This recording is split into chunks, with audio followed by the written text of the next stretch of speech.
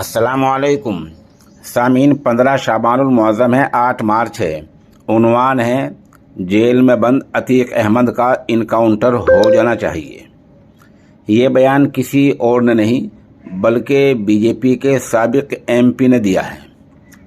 بیان دیے 24 گھنٹے ہو گئے ہیں اور مختلف بڑے چینلوں پر یہ بیان چل رہا ہے، لیکن سرکار کی طرف سے اس طرح قانون اپنے ہاتھ میں لے کر بیان دینے والے خلاف کوئی چھوٹی موٹی کارروائی بھی نہیں ہوئی ہے۔ خبر تفصیل سے سنیے۔ اتر پردیش کے ضلع مئو کے رہنے والے بی جے پی کے سابق ایم پی ہری نارائن راج بھر نے بڑا بیان دیا ہے۔ انہوں نے کہا کہ عتیق احمد کا انکاؤنٹر ہو جانا چاہیے۔ جو بھی افسر انکاؤنٹر کرے گا اسے 100 رگ میں جگہ مل جائے گی۔ انہوں نے کہا جو بھی ہو رہا ہے وہ انصاف ہو رہا ہے۔ قانون کی نظر میں ہم اس کو اچھا مانتے ہیں۔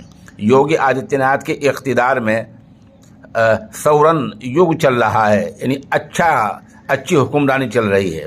جرائم پر فوراً فیصلہ ہو رہا ہے، فوراً انصاف ملنا اچھی بات ہے۔ سابق ممبر پارلیمنٹ نے کہا میری سمجھ سے یہ کھید ہے کہ امیش پال کے قتل میں جتنے جرائم ہیں سب کا انکاؤنٹر ہونا چاہیے۔ یہی نہیں، جرائم اور حادثات میں mastermind Atiq Ahmed jail میں بیٹھا ہوا ہے، اس کا بھی انکاؤنٹر کر دینا چاہیے۔ اس نے بہت قتل کیے ہیں۔ جو بھی پولیس افسر اس کا انکاؤنٹر کرے گا اس کے لیے 100 رگ میں دروازہ کھل جائے گا۔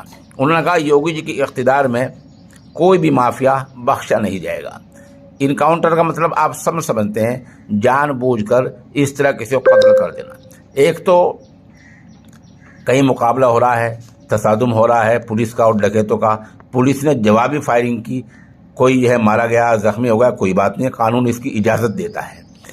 لیکن کسی پولیس افسروں کو یہ کہہ کر اکسانا کہ جو اس کا انکاؤنٹر کرے گا وہ خواہ عتیق احمد ہو، کا رام لال ہو، کوئی بھی ہو، اسے 100 رگ ملے گی، اس طرح بیان پر اکسانا یہ قانون اپنے ہاتھ میں لینے والی بات ہے۔